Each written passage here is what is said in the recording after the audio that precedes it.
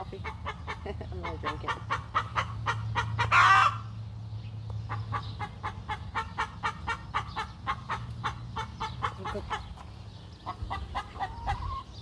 Well, good morning to you, and good morning to Leslie No. Hello, hello. After last week's episode of chickens jumping on Joe's back, which I literally heard about out in the community, we watched the video, a chicken jumped on Joe's back. That's never happened before. I know, it's weird. I am back in the garden, and I apologize for that. Sometimes, hopefully that won't happen too often. But the timing of everything just didn't work, and I couldn't get it figured out. And so thankfully Joe's able to pinch hit for me from time to time. I BS'd right through that whole thing. Good job. So because I missed last week's episode, which would be normally when I would do the backyard live, goodness, Leslie Nope, go lay that egg already. Good grief. I like to do my backyard garden tour at the beginning of the month. And there is a lot to show off. There is so much going on in the gardens. There should be so much going on in all of the gardens in South Texas right now. Even my gardens out at the farm that got hit by a frost a few weeks ago are looking famously. So today though, let's just show off, because if you take a quick glance around this garden, you might not even see what all is happening back here. In fact, you might go, well, I can't tell what's growing at all back there. But as we get down closer and kind of get into looking at what we've got going on back here, well, for one thing I'll tell you is that one of the things I'm watching out for right now is all of the little sunflower weeds that are coming up. Because as you guys saw in the summertime, I had a lot of that wild sunflower, which I like and is good to have. But this time of year, I need the space, and I don't want that weed growing right now. So I'm throwing that out. Do you know that that's a sunflower just from years of observation? Yep. Okay. Exactly. And so that's the thing. Years of observation has got me looking. I can look at plants. I can tell you that that's a salvia, which is this right here. So, and I can tell you that that is either dill or it's likely dill, but two leaf like that might be spinach. That's a possibility, but look over here. See, that's a dill. I can tell that it's got the baby leaves that look like that, like this one here. Is it hard to see when I get in that close? No, avoiding my own shadow. And then you can see the true leaves that start to come on, and I can go, ah, yes, that's likely dill. The other thing that grows and looks very much like this is also carrots, and carrots and dill are actually in the same family. Okay, so as I look back this way, I can see, oh, bay leaves are doing really good. Kind of the winter and the wetness back there has made the plumbago grow back a little bit, and I'm completely okay with that during the winter time. Moving back this direction, I can see that there's stuff starting to come up, little seeds that are starting to come up. Some of that is milkweed. There are onions coming up back there, and there's probably some basil, all kinds of things like that. So then as I move this way, I've got the snapdragons that are reseeding themselves. I'm starting to see that. I've got onions coming in the back there. You can see that. This right here is a nasturtium. The leaves of this are edible. The flowers, when they set, are edible. The seeds are edible, and it is also a very good companion plant for managing pests in your garden. Of course, my sage and salvia has gone from looking all sad to starting to look this beautiful. It had a lot of rust spots on it in the summertime. Actually, can you catch a picture of the leaves on that salvia right there? It's a little bit of an older plant, has the rust spots on it. Here's a fresh new one, okay? Things I'm watching out for, two things that are happening in this garden as I'm noticing the particular pressures, that pests, insects, all the things that are happening back here. One is that I have an issue that is causing my pepper plants a problem in this garden. It's an ongoing issue. I've talked about it before. It has something to do with a pathogen. They're basically like rust spots. All of my pepper plants look pretty much like this. So, and that is a soil health issue. That is a grander issue than something I can just go solve that with that one particular plant. It has to do with probably the amount of moisture that's in the soil. It may have to do with the fact that they don't love the hugelkultur beds. That might not be a good place for me to grow my pepper plants. I may need to find different places, sandier soil, that kind of thing for my pepper plants. In addition to that, there might just be a certain pathogen in the soil in this backyard that is holding the peppers down. So that's something I'm becoming aware of and learning of. The other thing that I'm becoming aware of and understanding is that I have a squirrel, and she owns my garden, and she plants her pecans everywhere she goes, which means she digs holes all over my garden. So lots of the bare spots that you're seeing where I actually have planted seeds and things like that is because she's coming in and planting pecan trees for me. Thank you very much. I actually appreciate it when she plants the pecans in a pot, because then I have a pecan tree for future growth or whatever. Okay, let's show off some other things that are happening in this garden. The picture you were tuning into earlier is a Brussels sprout that I purchased at one of the local nurseries. Not that, it's probably here, right here. It's a, it doesn't even say what variety it is. The one I'm growing is a, I'll show you it in just a second. The variety is Hestia, and I got that brand from Johnny's Select Seeds. Okay, this is that nice Peter pepper that I showed you guys last year that I grew. It is, even though the plant isn't doing that well, the peppers are still putting on regularly. So I've been taking off. I wait until they get red or turn so that I can tell the difference between them and the shishitos. The shishitos I take off when they're still green. These I take off when they're turning red, and then that gives me the ability to know the difference between the shishito, which is generally not hot unless it's crossed, or you might just have one that's spicy, kind of like the poblanos. But this is a hot pepper. But I will also tell you that this pepper, well, first of all, this pepper plant was pretty expensive at the nursery when I bought it last year. But I feel like it's worth it, because one of the things I've learned is that it produces a lot of peppers. But in addition to that, these peppers dry out really nicely. So this is the kind of pepper that we can use, get a bunch of them, let them dry out, and then crush them up and use them for other types of things we're using our hot peppers for. So they're very easy to dry out. Here's a radish, a different kind of radish that I wanted to show you guys off. This radish doesn't grow at the root really as the focus. It actually shoots up quickly, it puts out flowers, and then this is the part you eat. And this particular variety is called the dragon's tail radish. So this is kind of just something fun and different for prettying up your salads. I think that's a really important part of your food. Your diet is not only the actual nutrients that come from different flavored plants and vegetables and things like that, but in addition to that, making the food beautiful. Making the food beautiful is more likely to mean that people are interested in eating it and trying it out because it looks different, and so that's an important part to me as well. So you can see I've got that radish here. You can see that there's one here. This one has a little bit less purple flowers, a little bit, I believe it's still the same variety of seed, but it's possible that they mixed them up a little bit. That happens from time to time. Okay, as I work my way back here, if you just drop down on this simple little spot right here, you can see the same thing. I'm having the same issues with my pepper plants. These pepper plants are a solid year old, and they've never really produced much. I think I've gotten a couple of peppers off of these plants. They have this same pathogen problem that I'm dealing with. But as you kind of tune in and get a little bit closer, you can see I have an onion here. You can also see where my squirrel friend is digging out the roots around this pepper plant. But then you can also see, well, here's a beet. Okay, and here's a beet. And here's maybe some dill, or even a carrot for that matter. Here is some type of kale that's coming up by seed. Some other things that you can be aware of as you watch this particular bed is you can see my runoff happening.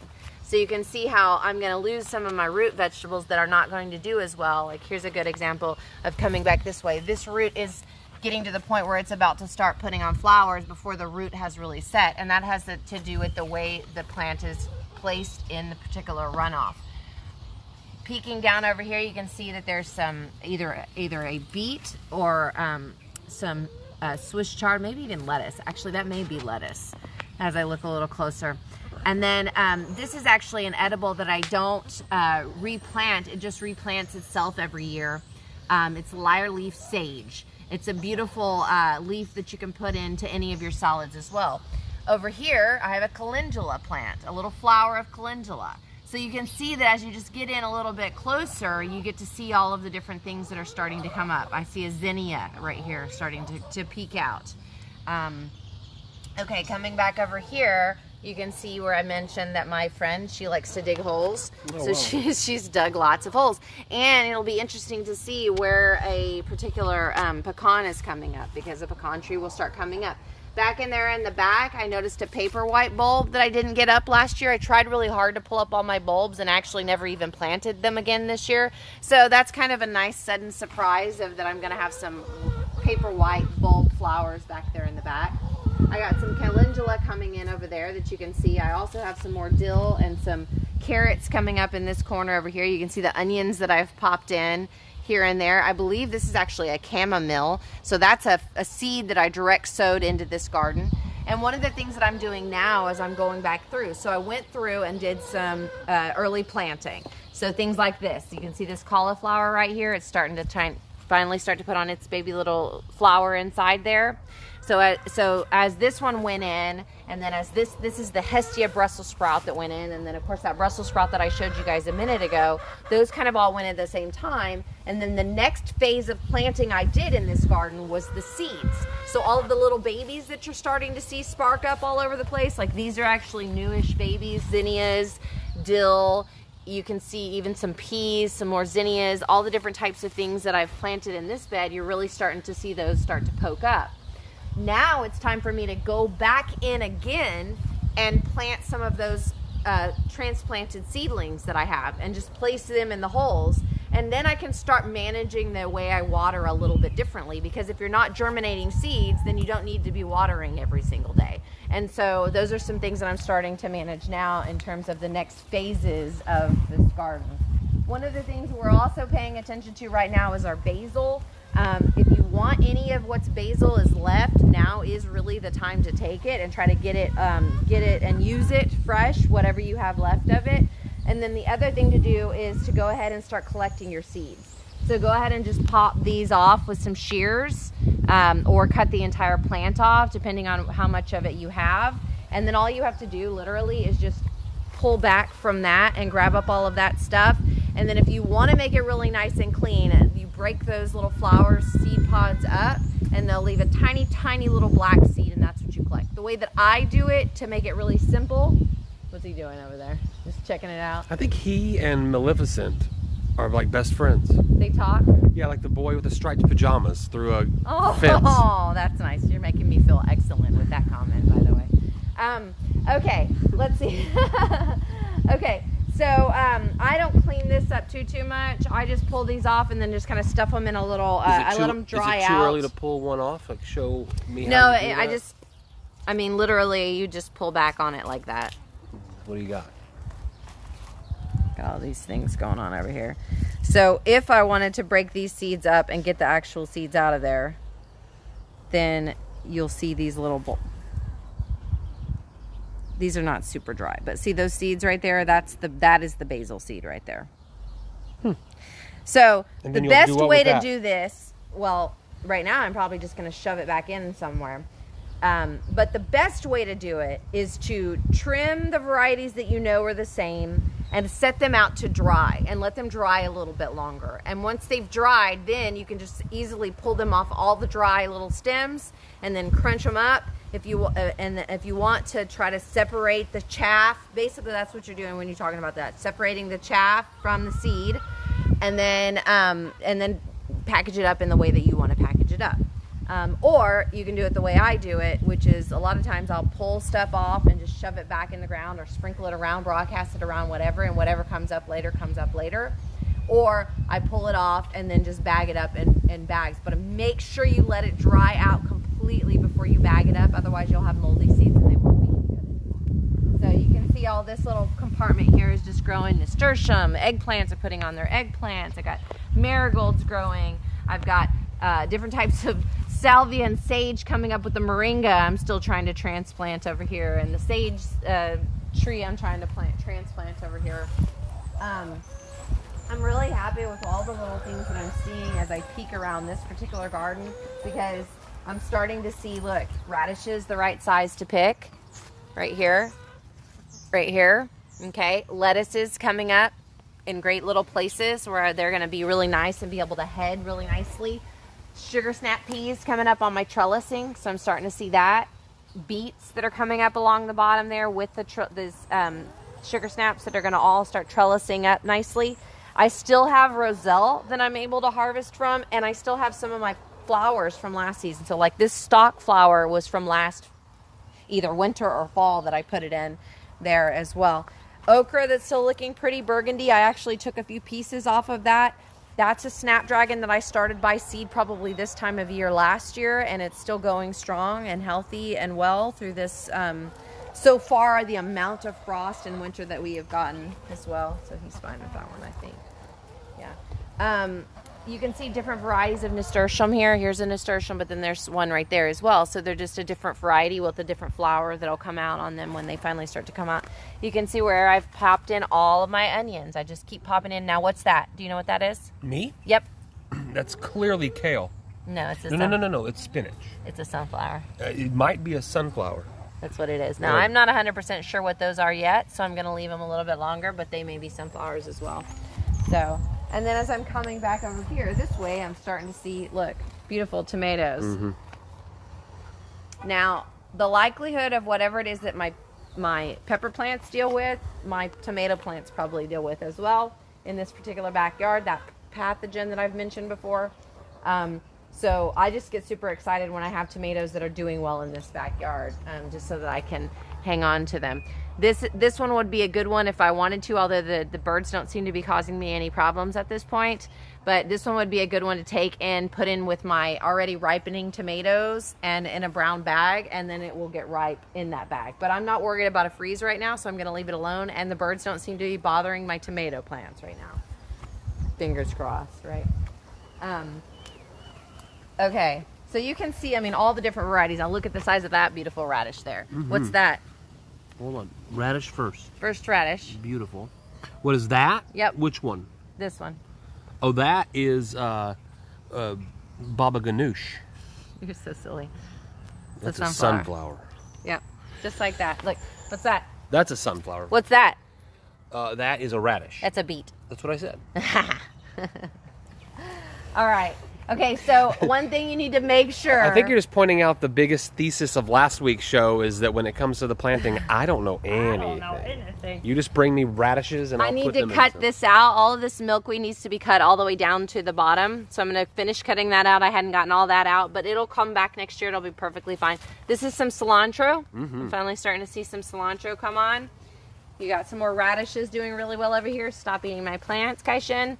Look at this pretty cabbage. It's going to be a beautiful purple cabbage. One of the things I also love about a kitchen garden or a backyard garden is one of the things I can do is that if we want some good just hearty like cabbage greens or anything like that, I can make a circle around the garden. Actually, we did this just the other day for our pizzas, and it turned out famously. And I basically just went around the garden and collected all the different types of greens that would be good to put on the base of our pizza. I collected some broccoli rabe, some arugula, a little bit of radish leaf, a little bit of kale leaf, and I've got a lot of that flat leaf kale. So we did that, and then some of that pretty purple curled kale, and put that on the base of our pizza, and the pizza was fantastic. Of course, it had other types of veggies on top of it as well. But those are just a real simple way. And so you could literally come over here and snip this, even though the cabbage isn't ready, snip this cabbage leaf off, snip off an arugula leaf, snip off a broccoli rabe leaf, snip off a collard leaf, like over here. I've got some collards. I'll just snip off a collard, snip off kale, snip off just enough to make your greens or make your salad or whatever you're doing. That's a good thing about a kitchen garden. Same thing about the herbs. Come out here and just snip, have a this and that. Just grab a few little pieces of things. So that's a really good way to use your kitchen garden and to use your produce from your kitchen garden, different than a larger scale, like market farm type of situation like I have out at the garden. Out at the farm out there. So I'm kind of, I'm still managing this space as it relates to understanding the shade pressure that we're dealing with. But I did plant some seeds, and you can start to see that some of that stuff is starting to come up. And radishes, nasturtium, you can see my dill is coming up. I can see another nasturtium over there. I can see a tree that I don't want growing right there and right there. Speaking of, that's just the experience of looking at young leaves and true leaves. So like this is one I would want to leave. I'm not 100% sure what it is, but I think it's one of the flowers that I probably planted. It's actually probably this alyssum right here. So this is the alyssum. This is a really good companion flower, especially this time of year in the cooler seasons, the fall, winter, spring. That's a really good companion flower for this time of year. you can see here where other things, dill, nasturtium. I love nasturtium, so I plant a lot of it, kind of like my salvia and stuff like that. I've got some Scotch leaf curled kale that's coming up. That was stuff that I planted in a little pot and moved it back here in the backyard. Just moved it in just the other day. I moved in some iceberg lettuce the other day. I'm super excited to see how those heads come out here and how that interests. I've never grown iceberg lettuce before. I was gonna say, it'll be interesting to see what happens. I actually purchased pelleted seeds from Johnny's, and they were very easy to plant. Now I get to see how they work and how they come up. One of the things that's been frustrating out at the farm is that my carrot seeds didn't germinate as well as I had hoped. Everything else has germinated fantastically, but my carrot seeds didn't germinate well, and a lot of those seeds were actually pelleted. So this was my first experience with pelleting seeds, so we'll see what's up with that as the rest of the time goes. You can see I've got over here sugar snaps growing up this little trellising area. Here's some more of that type of radish that I talked about earlier, the dragon's tail, that the actual part you eat is on the top up here. Okay, let's back up over here a little bit too. Now here's some more cabbage, some of the different cabbage I planted. I've got a different type of eggplant over here that's starting to come on and do really well. But down here you'll see I've got all different types of little like things starting to come up. So you can see I've got sugar snap peas that are coming up over here on my trellis, and then I've got a bunch of sunflowers that I don't want. Pop those little suckers out of there because this time of year I don't need them to cover the ground. I'm gonna have plenty of stuff that's coming out over here.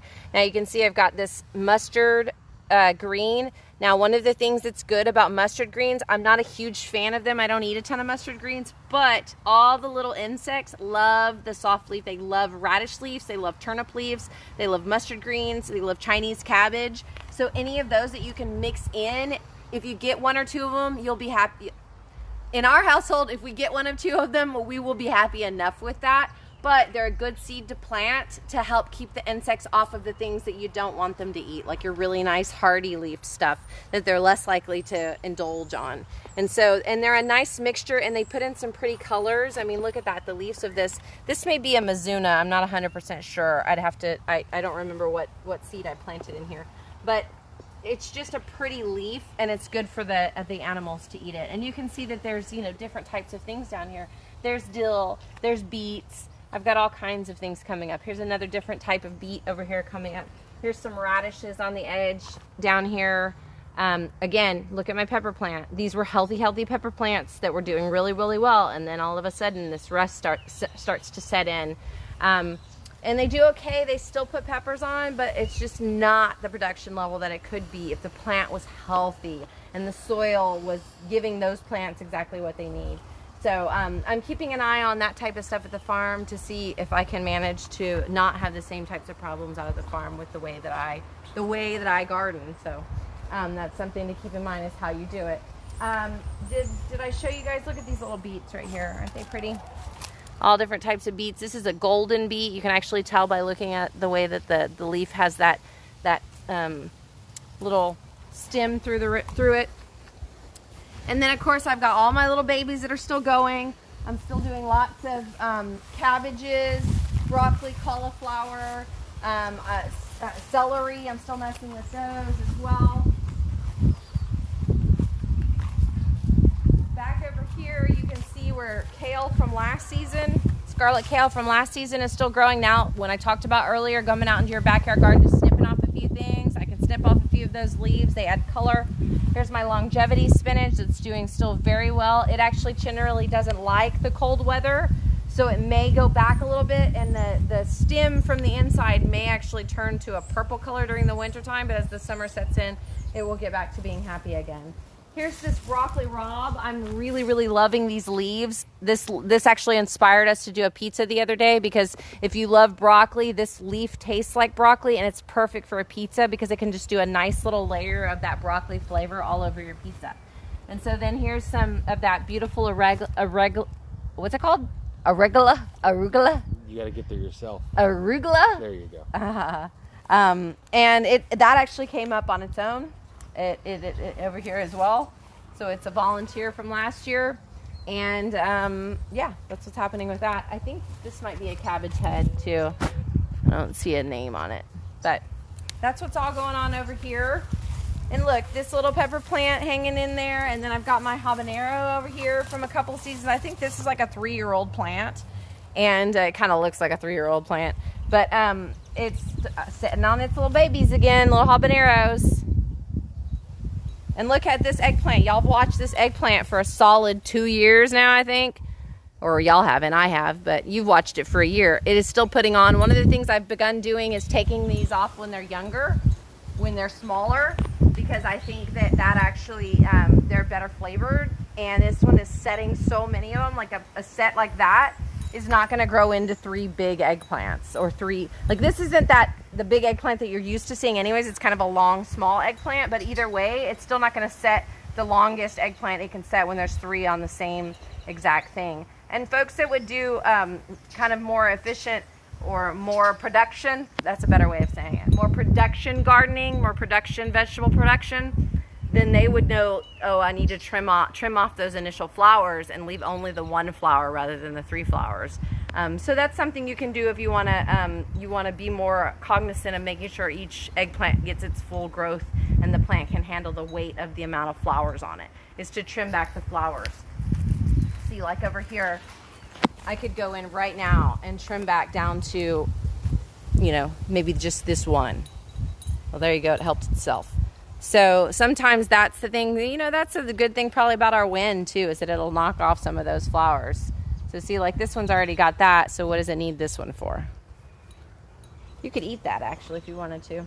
Anyways, okay, so that's really the main thing. I'm so glad to be back with you guys. I'm really happy with the way the gardens are looking this December. I think I might try to see what my schedule's looking about like for next Sunday and to do a live from the garden, the farm garden, so you can see the update on those as well next Sunday.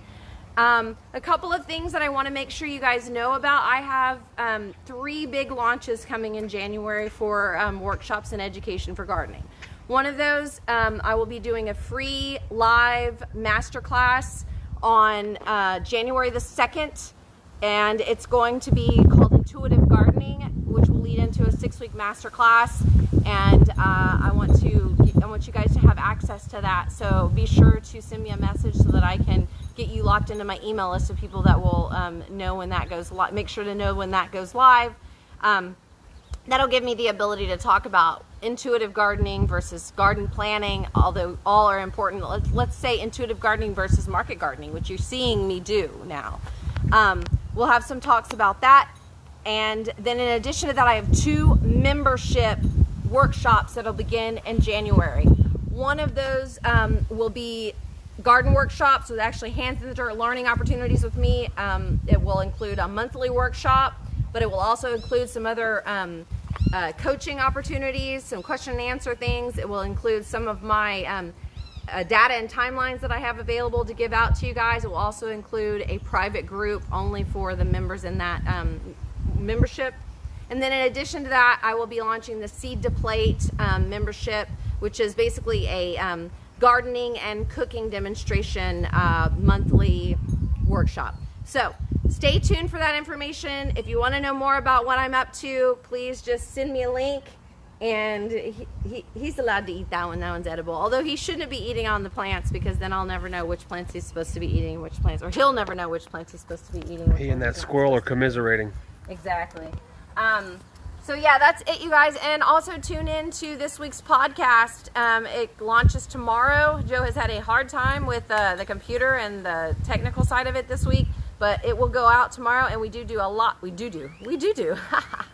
We spend a lot of time talking about actually food, the garden, and kind of how we're managing our diets and all of things like that. So we hope you guys will tune into that. We love you all, and we'll see you. Have a most fabulous Sunday. Say bye, Kaishin. Show them your lovely new bow tie.